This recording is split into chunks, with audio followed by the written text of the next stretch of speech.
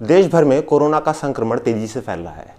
ये आंकड़ा 17 लाख के पार जा चुका है और इसकी चपेट में गृह मंत्री से लेकर के तमाम अन्य लोग भी आ चुके हैं। लेकिन इसी के साथ साथ क्राइम का ग्राफ भी तेजी के साथ भाग रहा है। हेल्थ इंफ्रास्ट्रक्चर की स्थिति काफ़ी दयनीय है और इन तमाम मुद्दों पर बात करने के लिए हमारे साथ जौनपुर के सांसद श्याम सिंह यादव जी मौजूद हैं। सर, सबसे पहले तो बहुत बहुत स्वागत है आपका। नमस्कार। पहला सवाल ये है कि कोरोना का संक्रमण बढ़ रहा है और उसी के साथ साथ अपराध में नियंत्रण जो होना चाहिए उसको सरकार काबू नहीं कर पा रही है। कैसे देखते हैं सरकार को कोरोना के संक्रमण के रोकथाम में और अपराध नियंत्रण में? चुनाव असेंबली इलेक्शन के पहले जो सरकार है वो बहुत जोर शोर से दावे कर रही थी कि हम उसको भ्रष्टाचार मुक्त प्रदेश को बना देंगे और अपराध मुक्त बना देंगे। I am very sorry to say कि इन दो कामों में से कोई भी नहीं हुआ। तहसील में देख लें, कचहरी में देख लें, रजिस्ट्री में देख लें, कलेक्ट्रेट में देख लें और यहाँ तक कि हम तो कहते हैं सिविल कोर्ट में भी देख लें। पहले से जो भ्रष्टाचार का बोलबाला था, हमको एक जगह कोई बता दे कि यहाँ पर 5% 10% कम हुआ है, अंकुश लगा है, बल्कि वो पहले से कहीं ज़्यादा बढ़ गया है और निर्बाध गति से बढ़ गया है, अबाध गति से बढ़ गया है और बढ़ता ही जाएगा। जब प्रदेश के सत्ताधारी पार्टी के विधायक लोग जब थानेदारों की पोस्टिंग ओबलाइज होकर करवाएंगे, जब और लोगों की पोस्टिंग जातिवाद के नाम पर होगी या क्षेत्रवाद के नाम पर होगी, तो ये भ्रष्टाचार का बोलबाला बढ़ता ही जाएगा। जहाँ तक अपराध की बात है तो योगी सरकार गिनीज बुक में रिकॉर्ड दर्ज कराने जा रही है उत्तर प्रदेश के इतिहास में। जब हम डिबेट पर बैठते हैं तो हर आदमी, एक पार्टी का आदमी दूसरे पार्टी पर एलिगेशंस लगाता है कि आप में सरकार में ज़्यादा था, वो कहता है आपकी सरकार में ज़्यादा थे। इसका कोई अगर नपना, अगर कोई पैमाना, कोई मेजरमेंट है तो वो नेशनल क्राइम रिकॉर्ड ब्यूरो है, NCRB। आप वहाँ साफ साफ देख सकते हैं कि किस साल में किसकी सत्ता रही और कितने अपराध किसके साल में हुए। NCRB के आंकड़ों के हिसाब से बीजेपी शासन में उत्तर प्रदेश में अपराधों की बाढ़ आ गई है और इतनी बाढ़ आ गई है कि ये इसका भी रिकॉर्ड बन जाएगा। आप रोज़ देख रहे होंगे कितने कितने बड़े, एक जघन्य कांड विकास दुबे का हुआ, इतने पुलिस, वो अपने आप में रिकॉर्ड हो गया है। रोज़ उसके बाद थमा नहीं है और इसका कारण है, सबसे बड़ा कारण है कि योगी प्रशासन की अपने अधिकारियों पर पकड़ नहीं है। वो मीटिंग बहुत लेते हैं, बातें बहुत शुद्ध हिंदी में, संस्कृताइज्ड हिंदी में बहुत अच्छे अच्छे भाषण देते हैं, लेकिन उनकी प्रशासन पर पकड़ नहीं है। अब आप खुद देख रहे हैं कि ऐसे ऐसे कांड हो जा रहे हैं। उसके बाद कानपुर में हुआ संजीत यादव का अपहरण कांड, जिसमें बदमाशों ने फिरौती भी ले ली और वो उसको मार भी दिया। उसी तरह से गाजियाबाद में हुआ, एक ही दिन विक्रम जोशी पत्रकार की हत्या हुई। किस ढंग से वो पत्रकार विक्रम जोशी SSP को लिखते रहे, उसकी बहन लिखती रही, उसकी वाइफ लिखती रही, लेकिन कोई तवज्जो नहीं दिया गया है। क्या कर रहे हैं ये पुलिस के अधिकारी? हम तो कहते हैं कि नॉर्मली इस तरह का जब अपराध होता है तो संबंधित थानेदार को निलंबित कर देते हैं और कुछ दिन में फिर उसको बहाल करते हैं। इन सब चीज़ों से कुछ होने वाला नहीं। अगर किसी संगीन अपराध के बारे में पीड़ित व्यक्ति ने, दुखी व्यक्ति ने उस जिले के आला अधिकारी, incharge of the district, incharge of the police को कोई प्रार्थना पत्र दिया है, उसको सूचित किया है, तो उसको इस चीज़ की बहुत सलीके से, बहुत संवेदनशीलता के साथ मॉनिटरिंग करनी चाहिए।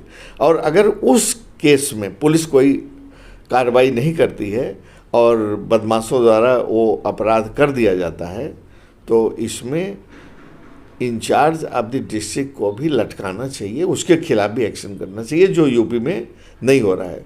वही होता है, बहुत कुछ होगा तो उनको भी वही ट्रांसफ़र कर देंगे और 2 महीने बाद फिर वो रजिस्ट्रेट कर देंगे। तो इससे सुधरने वाला नहीं है। और अगर इसी तरह का रवैया चलता रहा यूपी सरकार का, तो आगे आने वाले दिनों में अपराधों की संख्या निश्चित रूप से और बढ़ती ही जाएगी। कोरोना के संक्रमण के दौरान सांसद जी, ये भी देखा गया कि उत्तर प्रदेश में कई जिले ऐसे हैं जहां पर मरीजों को बेड तक नहीं नसीब हो रहे हैं। हालांकि सरकार बड़े बड़े दावे कर रही है इसके रोकथाम को लेकर के और इसके लिए व्यवस्थाएं भी सुनिश्चित कराई गई हैं, लेकिन फिर भी कहीं ना कहीं ये जो पूरी अगर हेल्थ इंफ्रास्ट्रक्चर की बात करें तो आपको कितनी समुचित तैयारी लगती है उत्तर प्रदेश सरकार की या केंद्र सरकार की कोरोना के लिए? आपने देखा होगा कितने लोग रास्ते में एक्सीडेंट से मर गए, कितने लोग भूख से मर गए, कितने लोगों के पैर में छाला पड़ा और कितने लोग अपने बूढ़ी और अपंग या परिवार के सदस्यों को पीठ पर लाद करके या बहंगी पर लाद करके कितने कष्टदायक तरीके से महीनों में अपने घर पहुँचे हैं। ये सब का जिम्मेदार केवल माननीय प्रधानमंत्री जी का वो एक डिसीजन था जो एकाएक उसको लॉकडाउन कर देता था। अगर ये नहीं किया होता तो लोग बहुत सुविधा से, बहुत आराम से अपने घर पहुंचते और फिर लॉकडाउन करते और लोग उसका बेहतर ढंग से पालन करते हैं। हमारी मेडिकल रिसोर्सेज तो बहुत कम हैं, न उतने हमारे आइसोलेशन बेड हैं, न हमारे वेंटिलेटर बेड हैं उतने, और न उतनी जितने पॉजिटिव मरीज कोरोना के पाए जा रहे हैं उतनी हमारे पास रिसोर्सेज नहीं हैं। लॉकडाउन में कुछ गवर्नमेंट ने कोशिश की उसको बढ़ाने की, उस पीरियड को यूटिलाइज़ किया इन्होंने बढ़ाने की, लेकिन फिर भी उसके बावजूद भी जितनी हमारी ज़रूरत है उतना है नहीं हमारे पास मुहैया। ये कोरोना रुकेगा नहीं। अभी आपने देखा कि ग्राफ तो बढ़ता ही जा रहा है, फ्लैटनिंग ऑफ द ग्राफ नहीं हुआ कि मतलब आज अगर 54,000 है तो कल भी 54 से कम हो, तब तो यह है कि वो पीक आ गया, अब नीचे जा रहा है, लेकिन अभी तो ग्राफ बढ़ता ही जा रहा है। मैं आपके इस चैनल के माध्यम से अपने प्रदेशवासियों और अपने देशवासियों का ये आह्वान करूँगा कि इस बीमारी से लड़ने के लिए उनका बहुत सचेत होना बहुत ज़रूरी है और इसके लिए कोई लापरवाही न करें, क्योंकि उनको इससे जब ग्रस्त हो जाएंगे तो सरकार उनकी कोई खास मदद नहीं कर पाएगी। तो अपने स्वास्थ्य के लिए, अपने जीवन के लिए उनको खुद ध्यान देना है। क्या आपको ये नहीं लगता है सांसद जी कि इन सब आवाज़ों को राफेल के शोर में दबाया जा रहा है, और जहां इस दौर में हॉस्पिटल के दौरे होने चाहिए थे, सरकारी बाशिंदों द्वारा मंदिर की तरफ रुख किया जा रहा है? क्या आपको नहीं लगता एक तरीके से एजेंडा बदला जा रहा है धीरे धीरे? निश्चित तौर से जो विकास के नाम पर केंद्र सरकार और प्रदेश सरकार आई थी, आज ये लोग विकास की तो बात ही नहीं करते।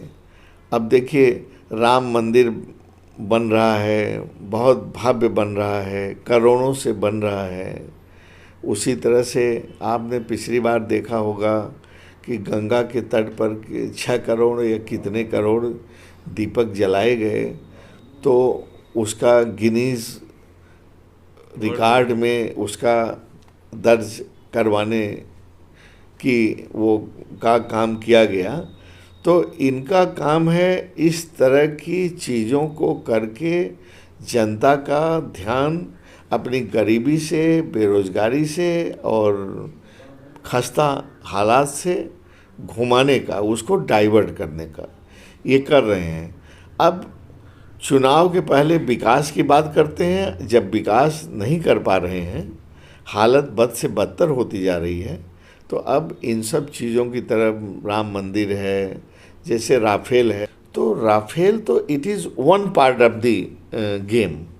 तो केवल राफेल से ही नहीं होगा, देश के बहादुर सैनिकों को लड़ने के लिए हर चीज़ उनको मुहैया करानी पड़ेगी, तभी हम दुश्मन देश का मुकाबला कर सकेंगे। आपके जनपद की बात की जाए सांसद जी, तो यहाँ पर 2 बड़ी योजनाएं थी और दोनों अभी तक अधर में लटकी हुई हैं। मेडिकल कॉलेज का निर्माण रुका हुआ है, वहीं दूसरी तरफ फ्लाईओवर निर्माण कार्य भी रुका हुआ है। आप अपने संसद में दिए गए भाषणों में हर बार उल्लेख करते हैं इन सारी चीज़ों का, लेकिन फिर भी स्थिति जस की तस बनी हुई है। ना तो मेडिकल कॉलेज का निर्माण उस गति से हो रहा, अभी तक मात्र इतने सालों में 41% काम पूरा हो पाया और फ्लाईओवर भी अधर में लटका हुआ है। कैसे ये समस्या हल होगी जनपद की सांसद जी? देखिए, केवल जौनपुर का ही मेडिकल कॉलेज नहीं, जितनी भी योजनाएं जन कल्याण के लिए, आम जनता की बेहतरी के लिए पिछली सरकारों ने बनाई थी, तो इन्होंने उन सभी को छोड़ दिया है, क्योंकि वो योजनाएं इनके लिए इसलिए अछूत हैं कि इसे पिछली सरकारों ने दिया था। जबकि उनको सोचना चाहिए कि अगर जौनपुर का मेडिकल कॉलेज बनता तो जौनपुर के लोगों के लिए, उनके बीमारी के लिए कितनी बड़ी उससे सहूलियत मिलती, कितनी बड़ी राहत मिलती। न केवल जौनपुर के लोगों के लिए मिलती, बट आसपास के ज़िलों के लोगों के लिए भी मिलती है। तो इसी तरह से इन्होंने जौनपुर मेडिकल कॉलेज की बात तो छोड़ दीजिए, तमाम ऐसी योजनाएं जो प्रदेश के तमाम ज़िलों में हैं, सब ठप कर रखी हैं। इनके पास अलग योजनाएं इम्प्लीमेंट करने के लिए पैसा नहीं है। घोषणा तो करते हैं लेकिन कर नहीं पा रहे हैं। जहाँ तक फ्लाईओवर का सवाल है, मैंने पार्लियामेंट में बोला है, तो जो हमारे general VK Singh, minister of state for road transport हैं, उन्होंने भी मुझे लिख करके आश्वासन दिया है कि कुछ काम तो शुरू भी हो गया है और उन्होंने कोई एक निश्चित सीमा दी है कि जिसके भीतर उस फ्लाईओवर को पूरा कर लिया जाएगा। चलते चलते एक आखिरी सवाल है सांसद जी कि कोरोना का संकट जब शुरू हो रहा था, जब लॉकडाउन लग रहा था, तब आपने अपनी निधि से लगभग 42 लाख रुपए दिए थे। इन पैसों से कितनी हालात सुधरे, क्या इक्विपमेंट्स आए, इसका कैसे पता लगेगा जनपद वासियों को? क्योंकि हर कोई ये जानना चाहता है कि अपने क्षेत्र में जब सांसद जी द्वारा इतनी रकम मुहैया कराई गई है तो इन पैसों का हुआ क्या? देखिए, हमने कुछ वेंटिलेटर्स के लिए, मास्क के लिए, स्टेरिलाइजेशन के लिए, पीपी किट के लिए, इन सब चीज़ों के लिए पैसा दिया था और जिनका सरकारी तंत्र ने सब खरीदारी कर रखी है। अब उसका कितना फ़ायदा हुआ, अब इसका असेसमेंट तो मैं नहीं कर पाऊँगा, ये तो वही करेंगे। लेकिन इतना मुझे ज़रूर उम्मीद है कि ख़रीदा है तो उसका यूज़ भी हो रहा होगा, उसका प्रयोग भी हो रहा होगा। तो ये थे हमारे साथ जौनपुर के सांसद श्याम सिंह यादव जी, जिन्होंने सरकार पर उनकी नीतियों को लेकर के काफ़ी कुछ बताया है। जिस तरीके से इस सरकार में अफसर बेलगाम हुए हैं, उसको लेकर के ये सरकार को ही जिम्मेदार ठहरा रहे हैं। कोरोना के संकट में हेल्थ इंफ्रास्ट्रक्चर के बारे में और क्राइम, करप्शन को लेकर के ज़बरदस्त तरीके से इन्होंने अपना वक्तव्य दिया है। आदित्य भारद्वाज, CBN।